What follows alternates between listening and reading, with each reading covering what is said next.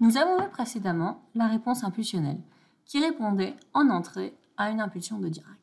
Voyons maintenant la réponse indicielle, qui peut s'appeler aussi réponse à un step. En entrée, nous allons mettre une fonction Heaviside, un step. Notre système va donc répondre de cette façon. Nous pouvons en déduire que h de s est égal à f de s fois u de s. Ici, u de s, c'est la fonction Heaviside, donc nous pouvons transformer u de s par 1 sur s. h de s, nous la noterons réponse indicielle. D'après le formulaire, f de s sur s revient à l'intégrale de f de t dt. Nous pouvons aussi en déduire que la limite, quand t tend vers plus l'infini, de h de t est égale à la limite quand s tend vers 0 de f de s, d'après le théorème de la valeur finale que nous avons démontré dans un chapitre précédent.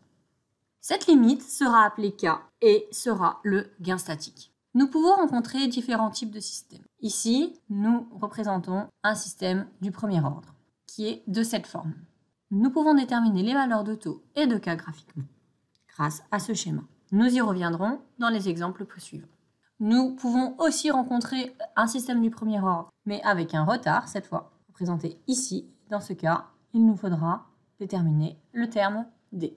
Nous pouvons rencontrer également un système du deuxième ordre, donc nous noterons k, le gain statique, oméga n, la pulsation propre, et le coefficient d'amortissement sigma. En fonction des valeurs du coefficient d'amortissement, donc en fonction de la position des pôles, puisque c'est ça qui nous intéresse ici, nous allons avoir un système du deuxième ordre différent. Si nos pôles sont à partie réelle positive, comme le montrent ces deux exemples, notre système va être instable. Et on le voit, car quand on va vers l'infini, notre système va aller vers l'infini. Pour le premier cas, ça paraît évident, et pour le deuxième cas, l'oscillation va augmenter jusqu'à rendre le système complètement instable. L'oscillation est due au fait que les pôles ont une partie imaginaire.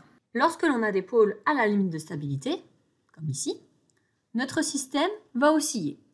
Il ne va pas aller à l'infini, mais il va osciller, et ce n'est pas ce qu'on lui demande. Dans les trois autres systèmes, nous avons des pôles stables, et nous voyons qu'à terme, notre système fera ce qu'on lui demande. Nous pouvons voir la différence entre les différents systèmes avec pôles stables. Quand les pôles ont une partie imaginaire, notre système va osciller. Si les pôles sont confondus, nous aurons un système beaucoup plus rapide. Nous pouvons déterminer les valeurs de k, du coefficient d'amortissement et de la pulsation, graphiquement. Ce schéma est repris dans le formulaire, il n'est donc pas à savoir. Il faut savoir que les zéros ont également un effet sur la réponse indicielle. S'il n'y a pas de zéro, nous voyons que la pente à l'origine est nulle. S'il y a un zéro, la pente à l'origine n'est plus nulle. Si le zéro est positif, la pente à l'origine est négative. Pour les autres cas, il faut voir où se situe le zéro par rapport au pôle. Nous pouvons remarquer que si le zéro est plus proche de l'origine que le pôle, alors il y aura un dépassement.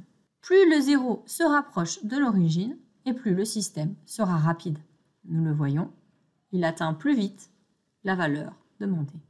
Nous pouvons donc en déduire qu'un zéro accélère le système. C'est le cas ici. On voit que notre système de droite est beaucoup plus rapide que notre système de gauche. Et que plus le zéro est proche de l'origine, plus le système sera rapide. Comme nous pouvons le voir sur ces schémas. On voit que si le zéro est négatif et qu'il est plus proche de l'origine que le pôle le plus lent, donc dans ce cas, nous aurons la présence d'un dépassement. Et si le zéro est positif, nous aurons un dépassement négatif au début. Notre système du deuxième ordre, avec la pulsation et avec le coefficient d'amortissement, peut être transformé avec des constantes de temps. Taux, taux 1, taux 2. Pour déterminer k, il suffit de faire tendre la réponse indicielle vers plus l'infini et nous déterminerons la valeur de k. La tangente à l'origine, t0, est égale à la dérivée de h en 0. Nous savons que la réponse indicielle est l'intégrale de la réponse impulsionnelle.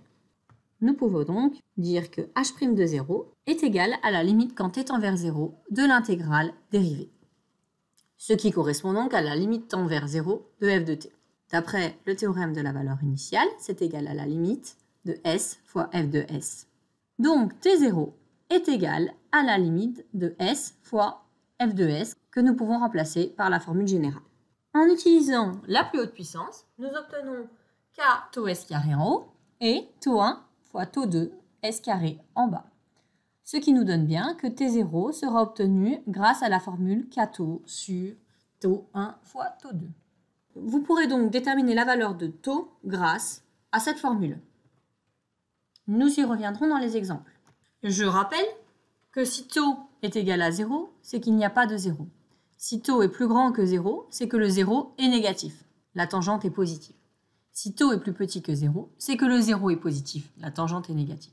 Vous avez donc dans ce système 4 inconnus à déterminer. Tau, tau 1, tau 2 et k. K, c'est très facile car il suffit de faire la limite en plus l'infini. Nous avons une autre équation avec la valeur de T0 et nous avons besoin de deux équations supplémentaires pour déterminer nos 3 inconnus qui nous restent. Tau, tau 1 et tau 2. Nous allons déterminer graphiquement le point d'inflexion, puis faire sa tangente et nous déterminerons la valeur de tau 2. Pour la valeur de tau 1, nous ferons une tangente en fin de transitoire et nous déterminerons donc sa valeur. Voyons ça dans les exemples. Donc il faut déterminer le point d'inflexion. Le point d'inflexion correspond au changement de concavité. C'est assez difficile à déterminer, mais globalement, ça nous donne des valeurs approximatives. Donc déterminons que le point d'inflexion est ici. Nous allons déterminer la tangente au point d'inflexion. La voilà représentée en rouge.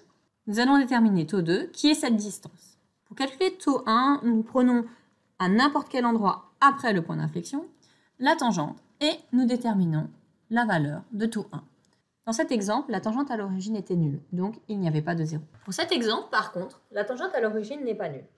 Donc nous allons déterminer la tangente à l'origine, T0, qui est égale à moins 0,25. Pour déterminer la valeur de T0, je vais faire delta y sur delta x. Si nous prenons un delta y de moins 0,1 et un delta x d'un peu moins de 0,5, disons 0,4 par exemple, nous obtenons bien T0 qui est égal à moins 0,25. Pour déterminer tau 2, nous cherchons le point d'inflexion qui est à peu près à cet endroit. Nous traçons sa tangente et nous déterminons la valeur de tau 2. Attention, nous allons bien jusqu'à la droite y égale 0. Pour déterminer la valeur de tau 1, nous prenons des tangentes après le point d'inflexion et nous calculons la valeur de tau 1. Nous connaissons donc la valeur de tau 1 et la valeur de tau 2, qui valent respectivement 6 et 2. Nous pouvons donc déterminer la valeur de tau grâce à cette formule. Tau sera donc égal à moins 0,25 fois tau 1 fois tau 2, soit moins 0,25 fois 12. Ce qui est égal à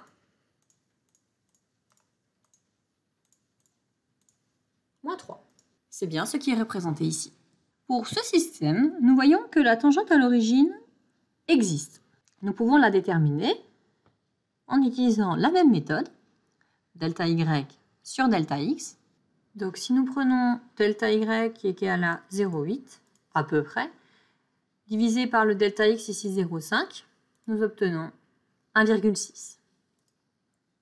Ici, déterminer le point d'inflexion est très compliqué. Donc nous pouvons déterminer la valeur de tau 1, qui est clairement après le point d'inflexion, mais déterminer la valeur du point d'inflexion reste très compliqué. Donc pour cette forme-là, nous aurons des difficultés à déterminer la valeur de f de s. Donc je vous demande de réaliser l'exercice suivant. Faites pause pour essayer de le trouver. S'il n'y a pas de point d'inflexion, c'est que vous avez un système du premier ordre. Donc il suffit de faire simplement une tangente. Corrigeons-le maintenant ensemble. Donc nous n'avons aucun point d'inflexion, donc nous avons affaire à un système du premier ordre. Donc nous devons déterminer une seule tangente. Donc je prends un point au hasard et je détermine la tangente et donc la constante de temps. Je peux également déterminer le gain statique, K, qui est la valeur en plus l'infini. Je peux refaire une deuxième tangente pour vérifier, elle est également la même. Donc j'en déduis que ce système équivaut à celui-ci. Je vous demande également de trouver graphiquement la fonction de transfert. Attention, ici, on a clairement un point d'inflexion, un changement de concavité, donc il s'agit d'un système du deuxième ordre. Faites attention s'il y a ou non une tangente à l'origine. S'il n'y a pas de tangente à l'origine, c'est qu'il n'y a pas de 0. Sinon, il y a un 0. Faites pause pour réaliser ces exercices. Corrigeons maintenant. Je commence par déterminer le point d'inflexion, qui est à peu près à cet endroit, puis je trace la tangente et j'en déduis la valeur de taux 2, qui est égale à 3. Je prends un point après le point d'inflexion, n'importe où, je trace sa tangente et je détermine la valeur de taux 1, qui est environ égale à 5. Je peux prendre un autre point, par exemple, également faire sa tangente et calculer la valeur de taux 1, qui est exactement la même. Je regarde le gain statique, qui est la limite en plus l'infini, donc qui vaut 1. Et donc, ma fonction de transfert est égale à ceci. Pour l'exercice suivant, faites attention, on a un système de deuxième ordre, puisqu'il y a un changement de concavité, et également une tangente à l'origine. Faites pause pour réaliser l'exercice. Corrigeons maintenant ensemble. Je commence par déterminer la tangente à l'origine. Je détermine delta y sur delta x, moins 0,1 sur 1,5 environ. Je détermine le point d'inflexion, que je place à peu près à cet endroit-là. Je trace la tangente et je détermine la valeur de taux 2, qui est égale à 5, toujours par rapport à la droite y égale à 0. Attention. Je prends un autre point, après le point d'inflexion. Au hasard, je trace sa tangente et je détermine la valeur de taux 1. Attention, toujours jusqu'à la valeur de k. Donc ici, taux 1 vaut 8. Je peux prendre un autre point pour vérifier que taux 1 est bien égal à 8. C'est bien le cas. La valeur de k est la limite quand t tend vers l'infini de la réponse indicielle, soit 1. Connaissant maintenant la valeur de taux 1 et de taux 2, respectivement 8 et 5, je peux déterminer la valeur de taux grâce à cette formule. Je trouve donc que taux est égal à moins 2,7. Voici donc la fonction de transfert de ce système. Vous pouvez maintenant réaliser celui-ci. Servez-vous du formulaire car toutes les formules sont reprises dedans. Faites pause. D'après le formulaire, nous obtenons que ceci est égal à 2pi sur oméga, qui est égal à 4,5. Nous obtenons donc que oméga est égal à 1,4. Nous pouvons également calculer cette longueur, qui est égale à 2,4 et qui est égale à pi sur oméga racine de 1 moins epsilon carré. Donc nous obtenons epsilon, qui est le coefficient d'amortissement, qui vaut 0,35. La valeur de k est 1. Nous pouvons donc déterminer la fonction de transfert, qui est égale à ceci. Je vous demanderai de réaliser pour la semaine prochaine l'adéquation de ces différents systèmes. Pas besoin de déterminer les constantes de temps pour tous. Il y en a qui paraissent évidents. Par exemple, certains systèmes sont instables. D'autres sont à la limite de stabilité.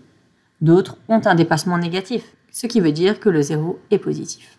Grâce à ça, vous pourrez éliminer de nombreuses fonctions de transfert et ensuite vous étudierez plus en détail les suivantes. Nous corrigerons ceci la semaine prochaine.